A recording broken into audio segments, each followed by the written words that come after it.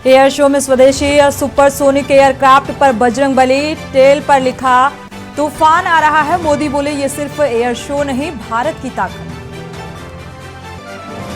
राष्ट्रपति द्रौपदी मुर्मू की पहली काशी यात्रा, गंगा आरती के बाद बाबा विश्वनाथ भैरव का आशीर्वाद लेंगी। 21 देव कन्याएं होंगी शामिल। बीबीएयू का 10वां दीक्षांत समारोह, राष्ट्रपति ने कहा 60% मेडल और 42% डिग्री पाने वाली लड़कियां, 3808 स्टूडेंट्स को मिल रही डिग्री। यूपी में बनेगी देश की पहली life science city, Sweden best Indian scientist का 1000 करोड़ का इन्वेस्टमेंट, 20,000 मिलेगी जॉब्स। हिंडनबर्ग पर सुप्रीम कोर्ट में सुनवाई आज, बेंच ने सेबी से निवेशकों की सुरक्षा के लिए सुझाव मांगे थे। अडानी ग्रुप ने रेवेन्यू ग्रोथ को आधा किया टारगेट। संसद के दोनों सदनों की कार्यवाही, लोकसभा में राहुल को नोटिस, राज्यसभा में विपक्ष के सांसदों का हंगामा। आप देख रहे हैं के न्यूज, खबरों का सारथी। फिलहाल रुकेंगे यहां एक छोटे से ब्रेक के लिए, लौटेंगे जल्द।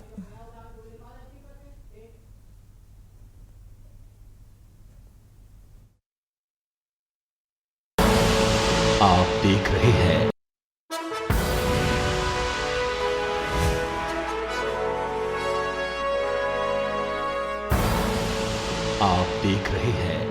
के न्यूज, खबरों का सारथी।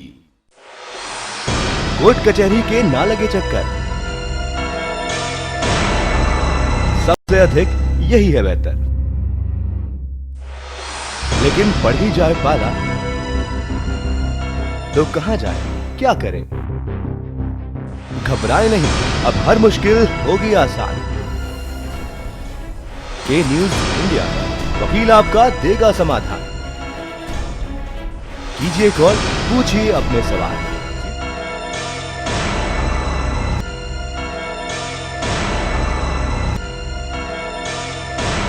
वकील आपका हर रविवार दोपहर 3 बजे केवल के न्यूज इंडिया पर। आप देख रहे हैं के न्यूज, खबरों का सारथी।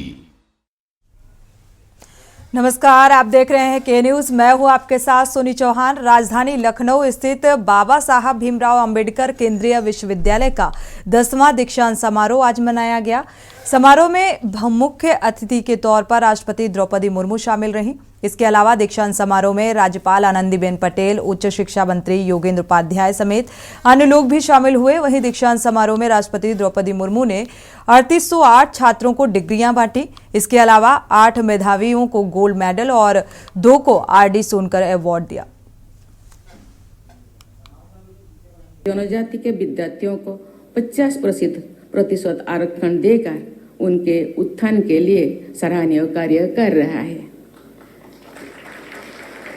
मुझे विश्वास है कि बाबा साहेब आम्बेडकर के नाम पर बना ये विश्वविद्यालय उनके आदर्शों के अनुसार देश प्रदेश में शिक्षा का प्रसार करता रहेगा। आज इस विश्वविद्यालय में Birsa Munda students activity centre का उद्घाटन करके मुझे बहुत प्रसन्नता हो रही है। भगवान बिरसा मुंडा की जीवनी युवाओं के लिए प्रेरणा का स्रोत है। मुझे विश्वास है कि विभिन्न स्पोर्ट्स फैसिलिटी से युक्त ये सेंटर स्टूडेंट्स की फिजिकल फिटनेस के साथ साथ उनके ऑलराउंड डेवलपमेंट में भी मदद करेगा। मैं भगवान बिरसा मुंडा के नाम पर स्टूडेंट एक्टिविटी सेंटर बनाने के लिए विश्वविद्यालय की पूरी टीम को बधाई देती हूँ। प्रधानमंत्री नरेंद्र मोदी ने एरो इंडिया शो 2023 का उद्घाटन कर दिया है और इस शो में लड़ाकू विमान समेत कई हेलीकॉप्टर्स ने करतब दिखाए। इसे भारत का सबसे बड़ा एयर शो माना जा रहा है। पीएम मोदी ने इस मौके पर कहा कि बेंगलुरु का आसमान आज इस बात की गवाही दे रहा है कि नई ऊंचाई नए भारत की सच्चाई है। मेरी कामना है आत्मनिर्भर भारत ऐसे ही बढ़ता रहे। कि भारत पर पूरे विश्व का विश्वास कितना बढ़ गया है। देश विदेश के 700 से अधिक एग्जीबिटर्स इसमें अपनी भागीदारी कर रहे हैं। इसने अब तक के पुराने सारे रिकॉर्ड तोड़ दिए हैं। इसमें भारतीय एमएसएमईज भी हैं, स्वदेशी स्टार्टअप भी हैं और दुनिया की जानी मानी कंपनियां भी हैं। यानी एरो इंडिया की theme the runway to a billion opportunities, जमीन से लेकर आकाश तक हर तरफ नजर आ रही है। मेरी कामना है आत्मनिर्भर होते भारत की ये ताकत ऐसे ही बढ़ती रहे। साथियों, यहां एरो इंडिया के साथ ही डिफेंस मिनिस्टर्स कॉन्क्लेव, दुनिया के विभिन्न देशों की सहभागिता, सीईओज की ये सक्रिय भागीदारी एरो इंडिया के ग्लोबल पोटेंशियल को और बढ़ाने में मदद करेगी। ये मित्र देशों के साथ भारत की विश्वसनीय भागीदारी को आगे ले जाने का भी एक माध्यम बनेगा। मैं इन सभी इनिशिएटिव्स के लिए डिफेंस मिनिस्ट्री और इंडस्ट्री के साथियों का अभिनंदन करता हूं। साथियों, एरो इंडिया एक और वजह से बहुत खास है। ये कर्नाटका जैसे भारत के टेक्नोलॉजी की दुनिया में जिसकी महारत है, एडवांस है, ऐसे राज्य कर्नाटका में हो रहा है। इससे एरोस्पेस और डिफेंस में नए अवसर पैदा होंगे। बात करते हैं G20 की। यूपी की राजधानी लखनऊ में G20 समिट का शुभारंभ सीएम योगी आदित्यनाथ ने किया। सीएम योगी ने इस बैठक में शामिल G20 देशों के प्रतिनिधियों के साथ केंद्रीय मंत्री अश्विनी वैष्णव, महेंद्र नाथ पांडे का स्वागत किया। सीएम योगी ने यह भी कहा कि डिजिटल टेक्निक आज की सबसे बड़ी जरूरत है और उत्तर प्रदेश में इसका इस्तेमाल कर हमारी सरकार ने कई बड़े अच्छे नतीजों को हासिल किया है। सीएम योगी ने यह भी कहा कि आबादी के लिहाज से उत्तर प्रदेश में बड़ा वर्क फोर्स है और सभी को रोजगार देने के लिए सरकार तकनीकी का इस्तेमाल कर ऑनलाइन रजिस्ट्रेशन की सुविधा दे रही है। आज प्रदेश के अंदर ई ऑफिस की प्रणाली लागू होने का परिणाम है कि उत्तर प्रदेश की कार्य प्रणाली में पूरी पारदर्शिता आई है। प्रदेश न केवल अब कृषि और अपने जल संसाधन के लिए और युवा शक्ति के लिए, बल्कि एक नई अर्थव्यवस्था के रूप में वैश्विक जगत में भी हम सबके सामने देखने को मिल रही है। आपने देखा होगा अभी 10 फरवरी से 12 फरवरी के बीच उत्तर प्रदेश ने अपना ग्लोबल इन्वेस्टर समिट का आयोजन किया था। इन्वेस्टर समिट से वैश्विक व्यापारिक समुदाय से 40 देशों के प्रतिनिधियों ने उसमें प्रतिभाग किया था और उस पूरे आयोजन के दौरान उत्तर प्रदेश को 35,50,000 करोड़ रुपए से अधिक के निवेश के प्रस्ताव भी प्रदेश के अंदर प्राप्त हुए। इसके लिए हमें तकनीक को अपनाना पड़ा था, जिसमें प्रदेश के अंदर हम लोगों को किसी भी एमओयू की मॉनिटरिंग के लिए प्रदेश के अंदर हम लोगों ने निवेश सारथी के रूप में यहां पर अपना एक डिजिटल प्लेटफॉर्म तैयार किया।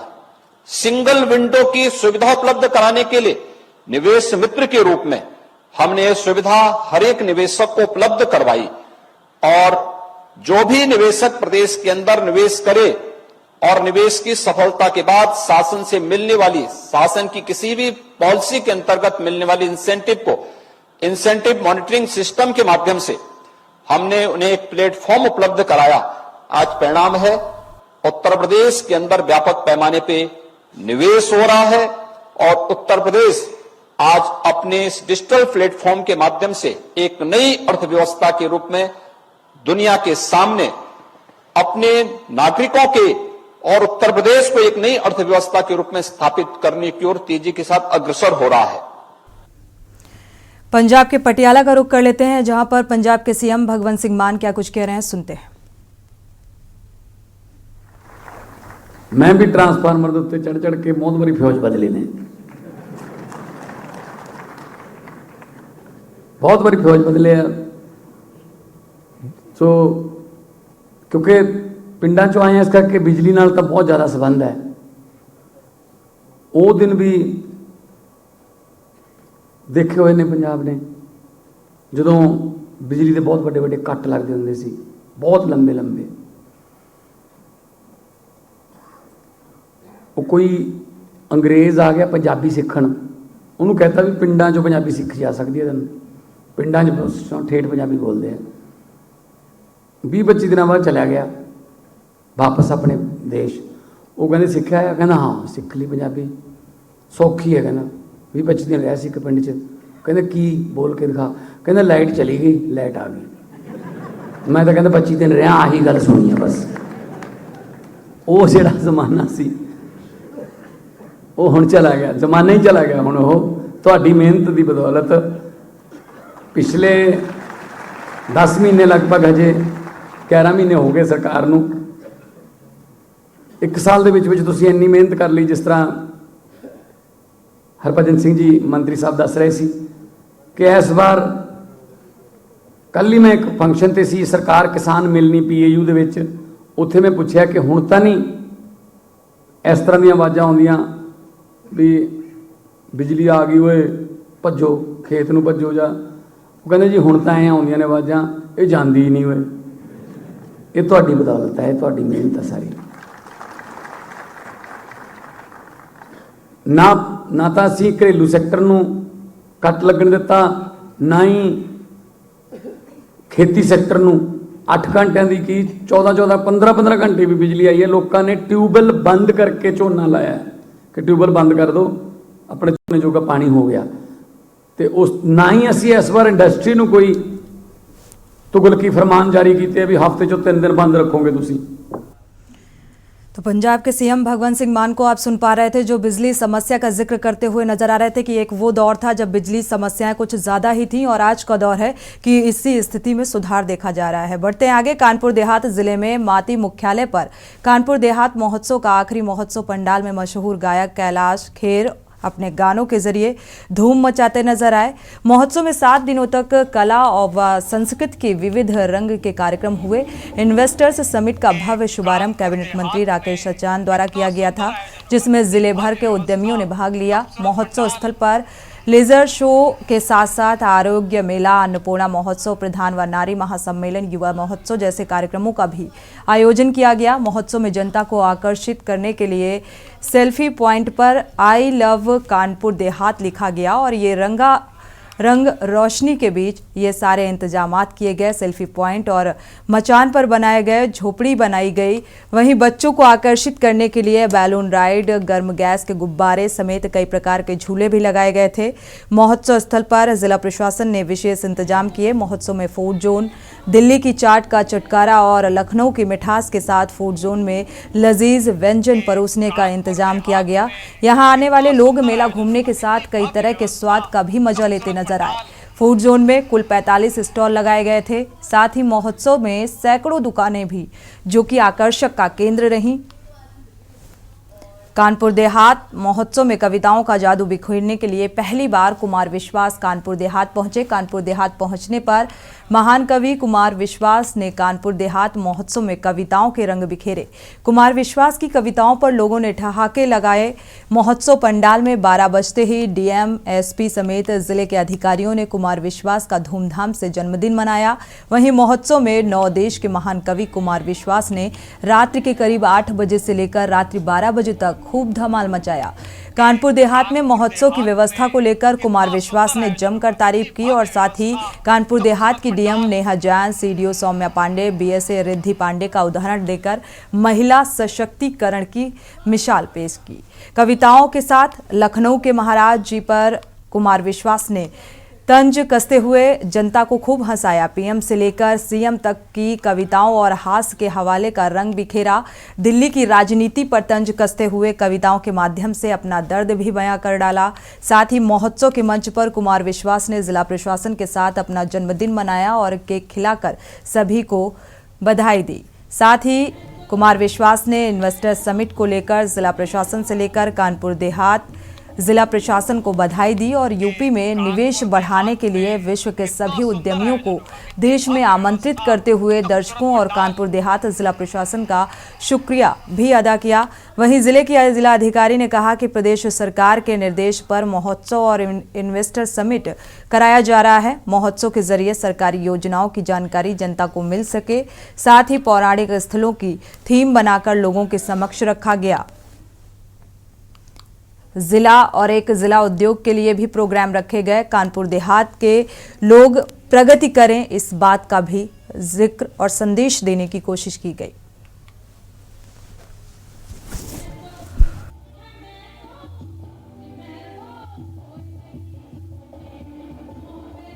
पूरा विश्व निवेश करे, उत्तर प्रदेश बहुत आगे बढ़े। विशेष रूप से यहाँ के प्रशासन को बहुत आभार व्यक्त करता हूँ। मैं जब उनकी संज्ञा पर यहाँ हूँ तो आशीर्वाद जो स्नेह मुझे मिला, इससे मैं बहुत अभिभूत हूँ। और मैं आशा नहीं करता था कि कानपुर देहात में भी इतना वेल प्लान, इतना वेल मैनेज, इतना एडमिनिस्ट्रेटिव शो होगा। इसके लिए मैं सबका बहुत देखिए, कला संस्कृति ये कोई भी जो सिविलाइजेशन होता है उसके बढ़ने की प्रगति का संकेतक होता है। और कानपुर देहात भी इस लेवल पे परिपक्व हो चुका था कि यहाँ पे एक कला और संस्कृति का एक समागम कराया जाए, जिस क्रम में हमें निरंतर प्रदेश सरकार से भी निर्देश मिलते हैं कि जिले की गरिमा बढ़े, गौरव बढ़े, उसके लिए प्रत्येक जिला एक महोत्सव का ऑर्गेनाइजेशन कराए। इसी क्रम में इन्वेस्टर समिट कराने के भी निर्देश प्राप्त हुए, जो कि हम लोग पहले से ही सोच रहे थे, क्योंकि हमारे डिस्ट्रिक्ट में काफ़ी सारी इंडस्ट्रीज़ हैं। तो हम लोग ने सोचा कि क्यों ना इन्वेस्टर समिट और महोत्सव को कंबाइन करके एक ग्रैंड रूप दिया जाए, ताकि यहाँ की जो जनता है उनको शुद्ध एंटरटेनमेंट मिल सके। बढ़ते आगे, गृह मंत्री अमित शाह का करनाल दौरा। कल दौरे को लेकर तैयारियों में जुटा प्रशासन। कई कार्यक्रमों में शिरकत करेंगे गृह मंत्री। ये दौरा बेहद अहम माना जा रहा है।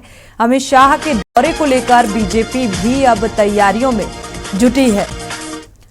बड़ी खबर, दौरे को लेकर तैयारियां की जा रही हैं। प्रशासन पूरी तरीके से चुस्त दुरुस्त नजर आ रहा है। कई कार्यक्रमों में गृह मंत्री शिरकत भी करेंगे।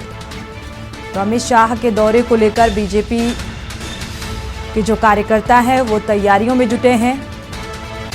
करनाल दौरा है कल गृह मंत्री अमित शाह का। प्रशासन तैयारियों में जुटा है। इस दौरे के साथ साथ कई कार्यक्रमों में भी शिरकत करेंगे।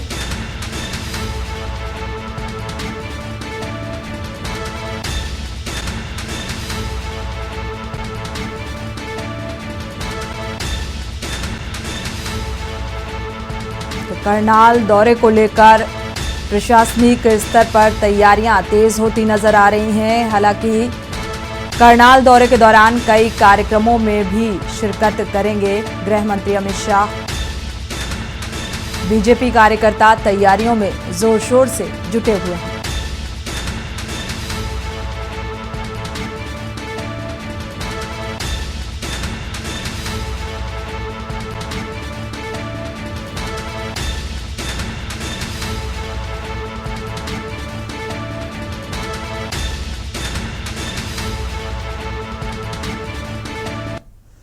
और इसी बीच एक बड़ी खबर जबलपुर से मिल रही है। खजरी खिरिया बाईपास पर दर्दनाक हादसा हुआ है। तेज रफ्तार का कहर देखने को मिला। हाईवे ने बाइक सवार को टक्कर लगी है। मौके पर बाइक सवार और उसके साथी की मौके पर ही मौत हो गई। इस हादसे में क्षेत्रीय लोगों ने पुलिस की सुरक्षा व्यवस्था को लेकर सवाल खड़े कर दिए हैं। बड़ी खबर, मौके पर बाइक सवार पिता और बेटी की इस हादसे में मौत हो गई है। क्षेत्रीय लोगों ने चक्का जाम कर दिया। इस हादसे के बाद क्षेत्रीय लोगों पर गुस्सा भी देखने को मिला। मौके पर भारी पुलिस बल तैनात कर दिया गया है। खजरी खिरिया बाईपास पर यह दर्दनाक हादसा हुआ।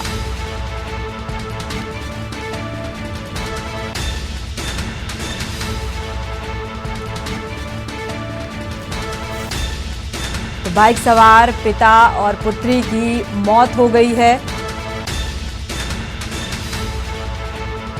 जबलपुर से बड़ी खबर, तेज रफ्तार का कहर एक बार फिर से देखने को मिल रहा है।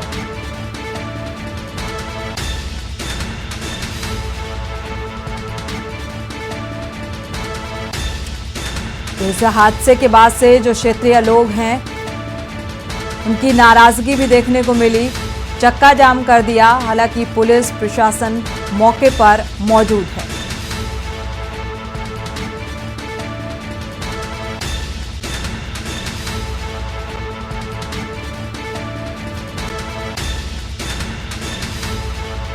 खजरी खिरिया बाईपास पर यह दर्दनाक हादसा हुआ है, जहां पर बाइक सवार एक पिता और पुत्री की इस घटना स्थल पर ही मौत हो गई है। और इसके बाद लोगों की नाराजगी भी देखने को मिली। जो स्थानीय लोग हैं उन्होंने चक्का जाम कर दिया।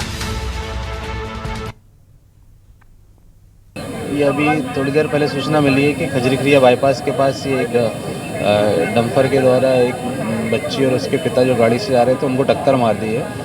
उस संबंध में अभी हम घटनास्थल पर उपस्थित हुए हैं। दोनों जो पिता और बच्ची हैं वो डंपर के नीचे चपेट में आने से उनकी मृत्यु हो गई। डंपर चालक को डंपर को भी हिरासत में लिया गया है। एक बॉडी अभी डंपर के नीचे है, जिसको अभी हम क्रेन की सहायता से निकाल रहे हैं। एक बॉडी हमने मेडिकल के लिए रवाना कर दी है। यहाँ पर हुआ है, यहाँ लगभग 100 एक्सीडेंट हो चुके हैं। तो हमेशा कोई मांग करते हैं, अधिकारी आते हैं, गाली देके अभी भगा रहे थे, गाली देके भगा देते हैं। सुनवाई बिल्कुल नहीं हो रही। ये हाईवे है, यहाँ अगर ब्रेकर नहीं बन रहा तो कोई दूसरा ऑप्शन होना चाहिए। लगभग 100 एक्सीडेंट हो चुके हैं यहाँ पर, जिसमें कम से कम 60 लोग कम से कम मर चुके हैं यहाँ पर, लेकिन कोई सुनवाई किसी भी प्रकार की नहीं हो रही। इसीलिए क्षेत्रीय जनता ने आज मांग करती है या तो यहाँ ब्रिज बनाया जाए या कोई पुख्ता व्यवस्था की जाए। और इसी बीच बड़ी खबर चंदौली से मिल रही है। दवा व्यवसायी की हत्या का मामला सामने आ रहा है। तो पीड़ित परिजनों से मिले हैं सपा प्रवक्ता मनोज सिंह काका, और सपा प्रवक्ता ने शोक संवेदना भी व्यक्त किया। अखिलेश यादव के निर्देश पर ये सपा प्रवक्ता पहुंचे हुए योगी सरकार पर जमकर कटाक्ष भी किए। प्रदेश में व्यापारी सुरक्षा पर भी सवाल उठाए हैं। पीड़ित परिवार के लिए 50 लाख मुआवजे की मांग। चंदौली पुलिस की कार्यप्रणाली पर भी सवाल उठा रहे हैं।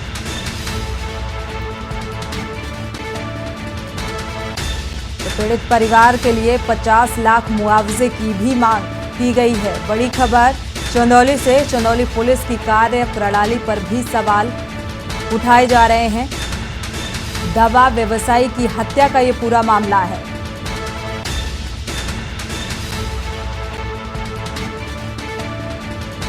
तो इस मामले को लेकर भी जो राजनीतिक दल हैं वो राजनीति करते नजर आ रहे हैं।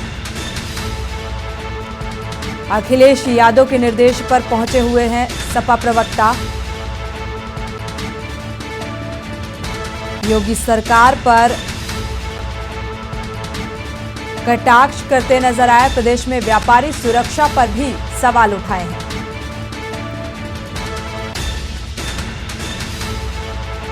दरअसल आपको बता दें कि ये व्यापारी की हत्या से जुड़ा हुआ मामला है, जिसको लेकर अब राजनीति भी शुरू हो गई है और इसको लेकर प्रशासनिक कार्यशैली पर भी सवालिया निशान लग रहा है।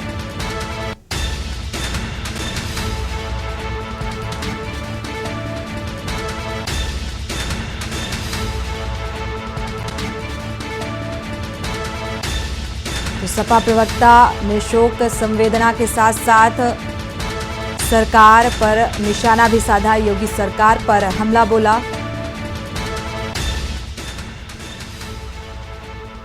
और साथ ही प्रदेश में व्यापारी की सुरक्षा को लेकर सवाल उठाए।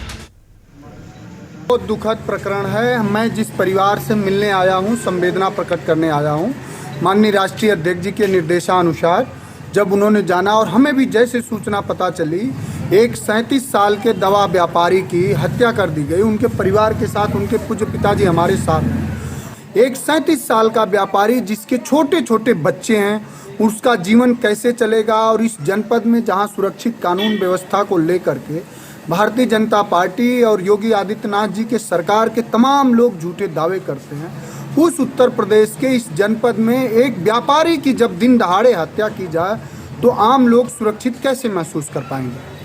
बड़ी खबर अमरोहा से मिल रही है। गैंगस्टर के आरोपी की 94 लाख की संपत्ति की कुर्की की गई है। पुलिस ने गैंगस्टर की संपत्ति की कुर्की की है। जाली नोट और फर्जी चेक बनाकर संपत्ति को अर्जित किया था, जिसके चलते ये कुर्की की गई। आरोपी साजिया की संपत्ति को कुर्की किया गया। बड़ी खबर अमरोहा से।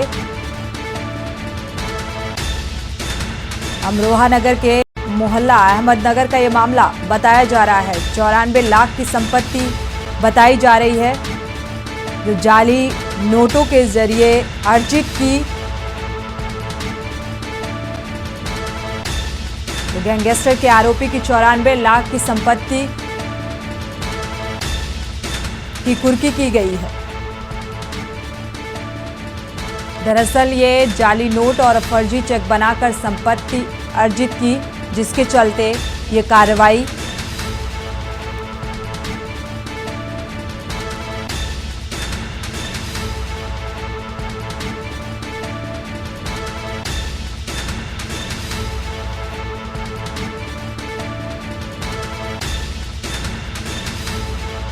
तो इस मामले को लेकर अब कार्रवाई भी होती नजर आ रही है। बड़ी खबर अमरोहा से। जाली नोट और फर्जी चेक बनाकर ये संपत्ति बनाई गई थी, अर्जित की गई थी, जिसके चलते आरोपी साजिया की 94 लाख की संपत्ति की कुर्की हुई है।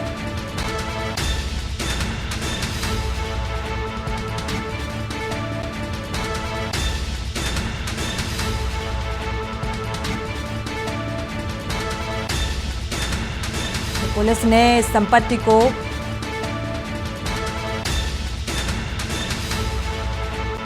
जब्त कर लिया है, क्योंकि ये अवैध तरीके से जाली नोटों और फर्जी चेक के जरिए अर्जित की गई थी।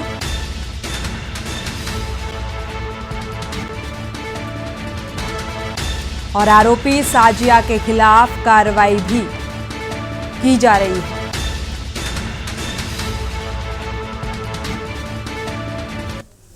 और इसी बीच एक और बड़ी खबर बुलंदशहर से मिल रही है। आम के बाग में एक अधेड़ का शव लटका मिला। हत्या या आत्महत्या मामले की जांच में पुलिस जुटी हुई है कि ये हत्या है या फिर आत्महत्या है। इस मामले की जांच की जा रही है। मृतक दिल्ली से नेपाल कंबल कपड़े बेचने का काम करता था। तो 42 वर्षीय बताया जा रहा है। यह अधेड़ हरिराज जाटव 2 दिन पूर्व आया था। गांव सियाना कोतवाली क्षेत्र के किरियावली गांव की ये घटना बताई जा रही है, जहां एक अधेड़ का शव पेड़ से लटकता मिला। आम के बाग में अधेड़ का शव लटकता मिला। हत्या है या आत्महत्या है, इन बिंदुओं पर पुलिस जांच कर रही है। जांच के बाद ही ये तस्वीर साफ हो पाएगी कि ये आत्महत्या है या फिर हत्या कर शव को लटकाया गया है। मृतक दिल्ली से नेपाल कपड़े बेचने का काम करता था। फिलहाल ये साफ होता नजर नहीं आ रहा है कि आत्महत्या है या फिर हत्या की गई है।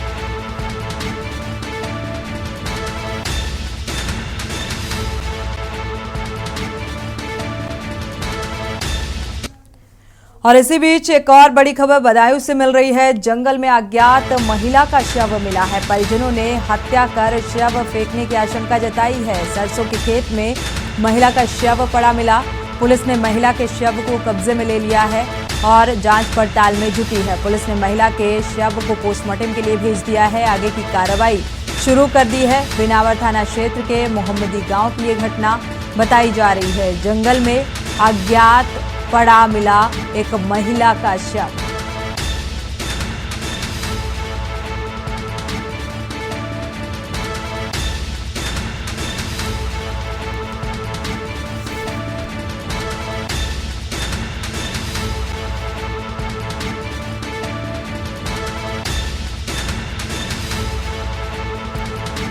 बदायूं से बड़ी खबर। हालांकि इस महिला को पोस्टमार्टम के लिए भेज दिया गया है और पुलिस इस पूरे मसले की जांच पड़ताल में जुटी है।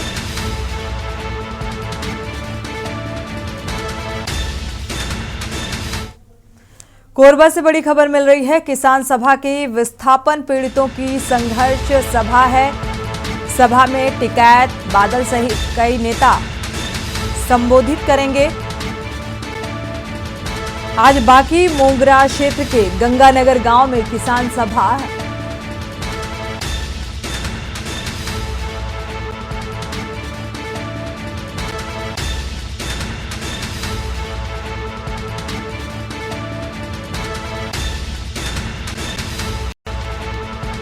राकेश टिकैत जनसभा को भी संबोधित करेंगे। शाम 6 बजे किसान सभा को संबोधित करेंगे। साथ ही किसान सभा की तैयारियां पूरी हो चुकी हैं।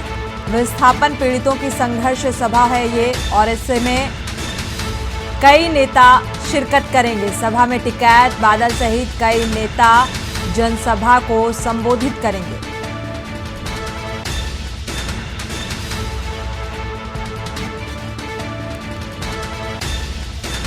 तो आज बाकी मोगरा क्षेत्र के गंगानगर गांव में आयोजन किया गया। AIKS संयुक्त सचिव और राकेश टिकैत जनसभा को संबोधित करेंगे। करीब शाम 6 बजे किसान सभा को संबोधित किया जाएगा।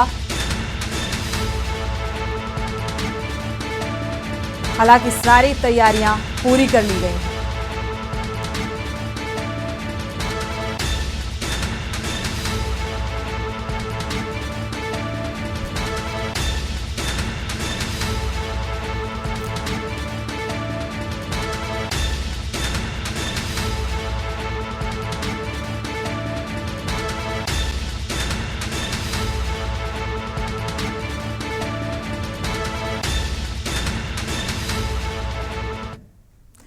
खबर बुलंदशहर से मिल रही है। फागुन मास कांवड़ यात्रा के लिए रवाना हुए हैं श्रद्धालु। हरिद्वार नीलकंठ रवाना हुए सैकड़ों श्रद्धालु। कांवड़ियों में कांवड़ लाने के लिए एक अलग ही तरीके का उत्साह देखा जा रहा है। बम बम भोले के जयकारे के साथ कांवड़ यात्रा निकाली गई है। बड़ी खबर, गानों के साथ झूमते नाचते नजर आए श्रद्धालु। अपने गांव के मंदिर में जलाभिषेक कर कांवड़िए रवाना हुए और अपने गांव तक 4 दिन में ये कांवड़ यात्रा पूरी करते हैं। बड़ी खबर, गांव सालाबाद से नीलकंठ हरिद्वार कांवड़ लेने के लिए ये श्रद्धालु रवाना हुए।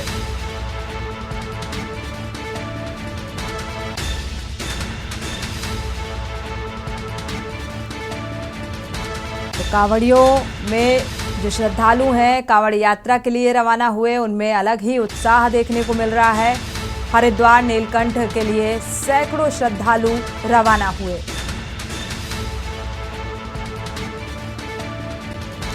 बैंड बाजों की धुन पर झूमते नाचते और बम बम भोले के जयकारे लगाते नजर आए।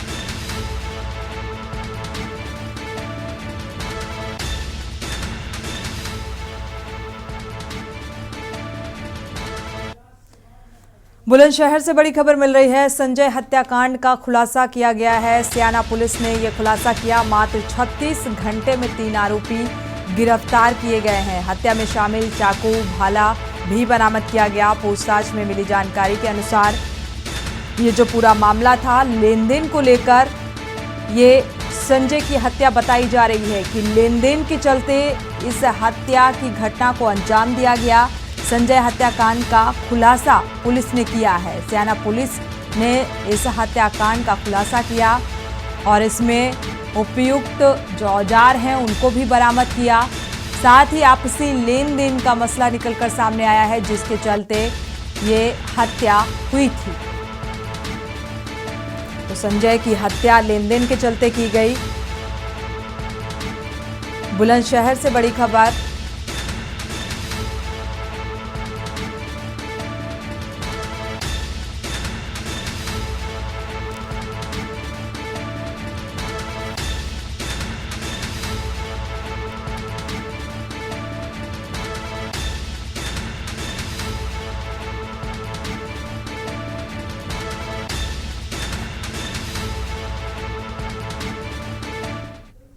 और इसी बीच बड़ी खबर बरेली से मिल रही है। गौ तस्करों से पुलिस की मुठभेड़ हुई है। सुबह करीब 4 बजे मुठभेड़ हुई। मुठभेड़ में एक आरोपी को पैर में गोली लगी है। 2 आरोपी मुठभेड़ में फरार हो गए। गाय को खींचकर ले जा रहे थे ये तीनों आरोपी। पुलिस के रोकने पर पुलिस पर फायरिंग शुरू कर दी। थाना बिथरी चैनपुर के पूरनापुर मोड़ पर यह मुठभेड़ हुई है, जहां पर गोली लगी। गौ तस्करों से पुलिस की मुठभेड़ हुई है। तो गाय को खींचकर ये तीनों आरोपी लिए जा रहे थे। पुलिस के रोकने पर नहीं रुके और आरोपियों ने फायरिंग शुरू कर दी। थाना बिथरी चैनपुर के पूरनापुर मोड़ पर यह मुठभेड़ हुई है। गौ तस्करों और पुलिस के बीच मुठभेड़।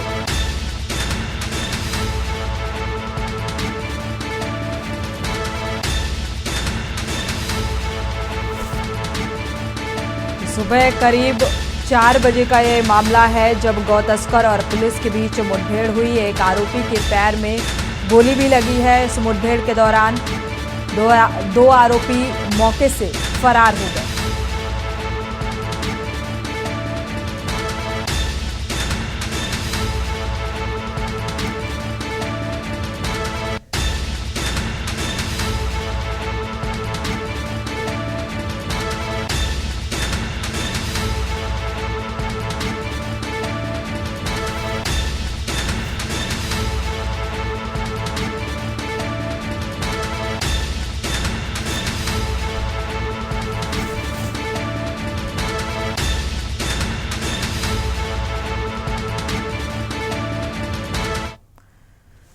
देवबंद से बड़ी खबर मिल रही है। भाजपा नेता की चिकित्सक की हत्या का ये पूरा मामला है। भ्रष्टाचार के खिलाफ आवाज उठाने पर यह हत्या की गई। कम राशन देने का विरोध कर रहे थे और बीजेपी नेता उसके गुर्गों ने पीट कर उसे मौत के घाट उतार दिया। तो ग्राम प्रधान के साथ गांव में पूरी तरीके से राशन डीलर की दुकान पर यह खेल चल रहा था और इसका विरोध करने पर उसकी पीट कर हत्या कर दी गई। नियमों की खुलेआम धज्जियां उड़ाई जा रही हैं। चिकित्सक ने कम राशन देने का विरोध किया, जिसके चलते उसे मारा पीटा गया। परिवार की महिलाओं के साथ भी मारपीट की गई। थाना नागल क्षेत्र के गांव डखेड़ा का ये पूरा मामला बताया जा रहा है। कार पर बीजेपी के झंडे लगाकर ग्रामीणों पर रौब जमाता था। आरोपी बीजेपी अनुसूचित मोर्चा का मंडल अध्यक्ष भी बताया जा रहा है।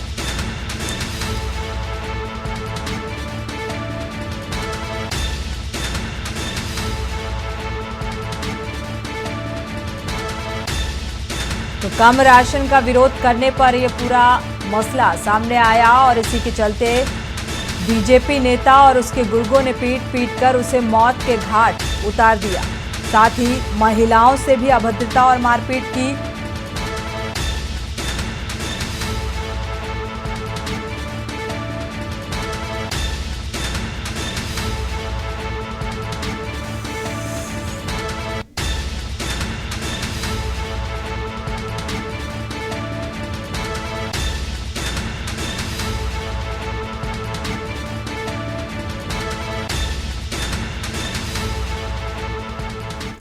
खबर गुरुग्राम से है, जहां हरियाणा के मुख्यमंत्री मनोहर लाल खट्टर व केंद्रीय मंत्री नितिन गडकरी के साथ गुरुग्राम जिला के सोहना के निकट दिल्ली मुंबई एक्सप्रेसवे के कंट्रोल सेंटर का निरीक्षण किया गया। दिल्ली बॉम्बे हाईवे वाया बड़ौदा की कुल लंबाई 1380 किलोमीटर होगी। दूरी वाहन से लगभग 12 घंटे में तय की जा सकेगी। रोड की खासियत ये रहेगी कि इस पर जेट एयरवेज भी उतारा जा सकता है। रोड के ऊपर ही होटल मॉल भी होंगे। फ्यूल भरने की भी सुविधाएं दी जाएंगी, मगर साथ में टूल्स के लिए मोटी रकम भी वसूली जाएगी।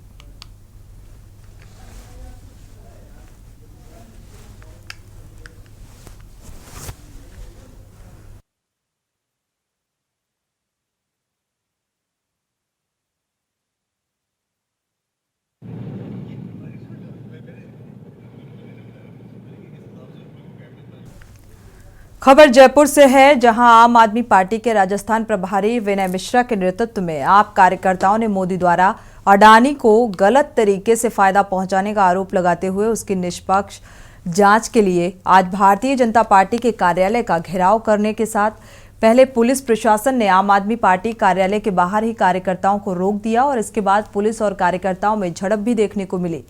पुलिस ने लाठीचार्ज कर दिया। प्रभारी के साथ साथ अन्य सदस्यों को भी गिरफ्तार कर लिया गया।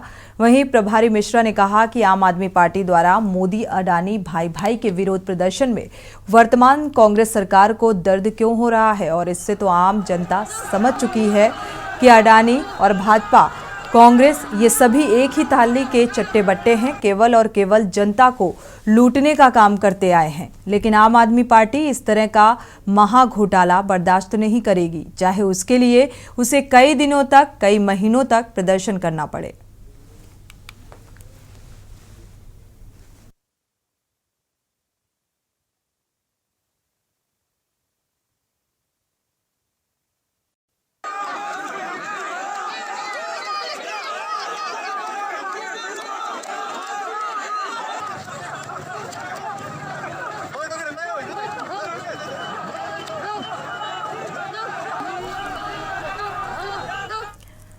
खबर रहली सागर से है, जहां मध्य प्रदेश में भाजपा की समुचित विकास यात्रा निकाली जा रही है और लोगों को भाजपा के द्वारा किए गए विकास के बारे में, यूपी योजनाओं के बारे में जानकारी साझा कर रहे हैं। वहीं रहली विधानसभा के ग्राम ढाना के ग्रामीण क्षेत्र में विकास यात्रा में पीडब्ल्यूडी मंत्री गोपाल भार्गव ने कांग्रेस को जमकर आड़े हाथों लिया, जिसमें मंत्री भार्गव ने कांग्रेस के नेताओं को बिकाऊ के साथ साथ चुनाव के समय में कितने पैसे में बिक जाओगे ये बयान दिया था और ये बयान फिर उन्होंने जारी किया। इसमें कांग्रेस के नेता चुनाव का साल शुरू होते ही कुकुरमुत्ता व झिंगुर का काम करते हैं।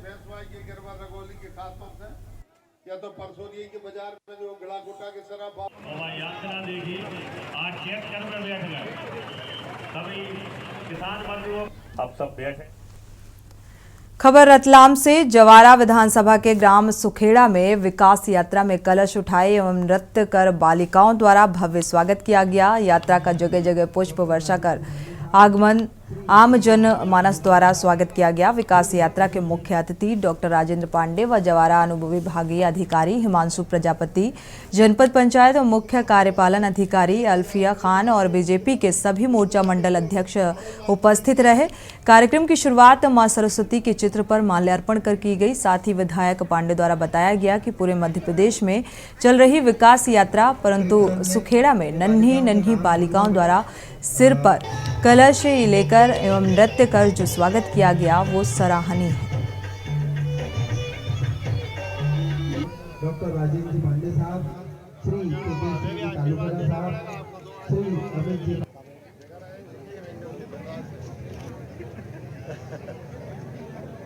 गुमराह हो गए थे। इन माननीय मुख्यमंत्री उस समय के पूर्व कमलनाथ जी ने क्या किया?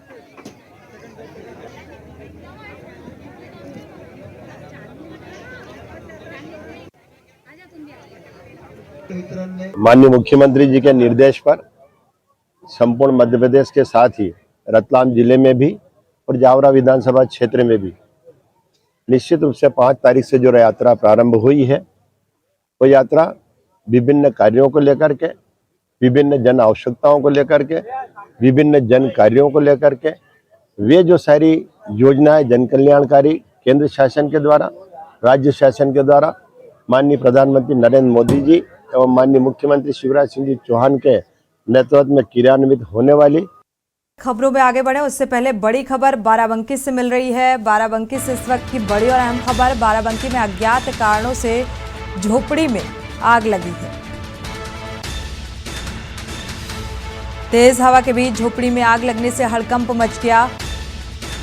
मौके पर पहुंचे ग्रामीणों ने मशक्कत के बाद आग पर काबू पाया। तो घर बनवाने के लिए झोपड़ी में ये नकदी भी रखी हुई थी, जो कि आग में जलकर खाक हो गई। तेज हवा के बीच झोपड़ी में आग लगने से हड़कंप मच गया। बड़ी खबर बाराबंकी से, मौके पर पहुंचे ग्रामीणों ने कड़ी मशक्कत के बाद आग पर काबू पाया। झोपड़ी में रखी नकदी भी जलकर खाक हो गई।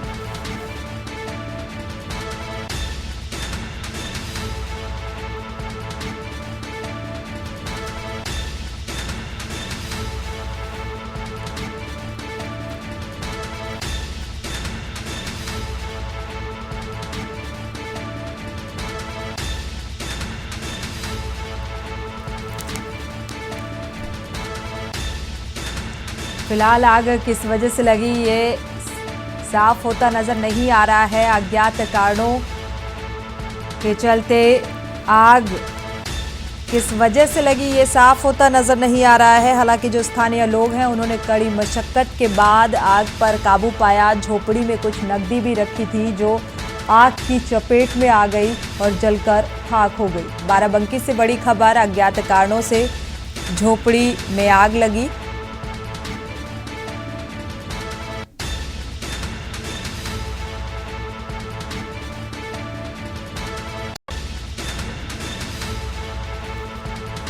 मौके पर पहुंचे ग्रामीणों ने कड़ी मशक्कत के बाद आग पर काबू पाया।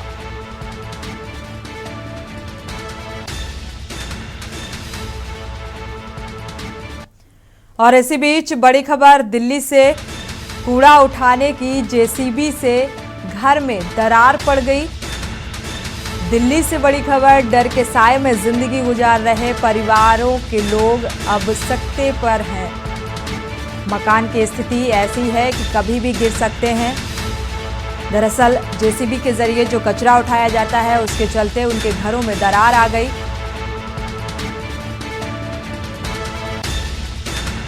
और डर इस बात का कि कभी भी कोई बड़ा हादसा हो सकता है। तो मकान की स्थिति ऐसी है कि कभी भी गिर सकता है। कई बार शिकायत भी की गई लेकिन कोई सुनवाई होती नजर नहीं आ रही है।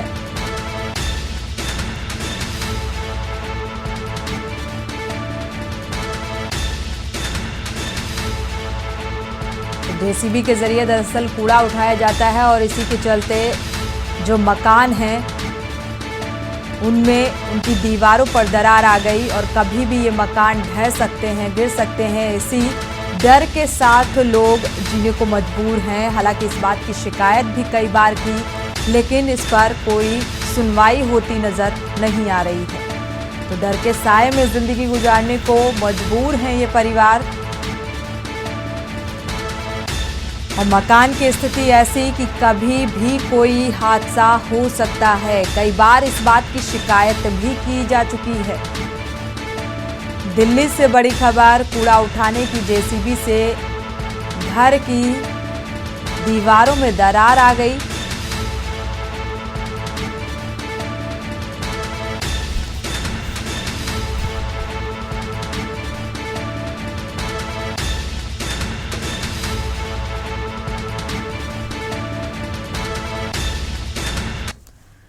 इसी के साथ बुलेटिन में फिलहाल बस इतना ही। आगे खबरों के लिए आप देखते रहिए के न्यूज़ इंडिया।